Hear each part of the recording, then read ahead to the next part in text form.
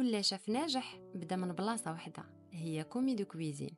ما يكذب عليكم حتى شي واحد يقول لكم بديت شاف، هو اللي كيعولوا عليه في كل التفاصيل الصغيره، من تقطيع، تحضير، ترتيب المواد، تنظيف المحطات. الخدمه ديالو الاساسيه باش يبقى الايقاع ديال المطبخ منظم وسريع كيبدا من الاساس، ولكن كيتعلم كل نهار حاجه جديده. كيكبر بالخبره وبالاحتكاك مع الشاف والفريق. خاصو يكون نشيط، مركز، منضبط، وعنده رغبه حقيقيه يتطور. هاد المهنه كتشبه بزاف المدرسه، كل نهار فيها فرصه باش تبدع وباش تعلم. الا كنتي باغي تبني مسار مهني في لاكويزين بالقاعده وبخطه ثابته، فهاد الدور هو اول خطوه نحو النجاح.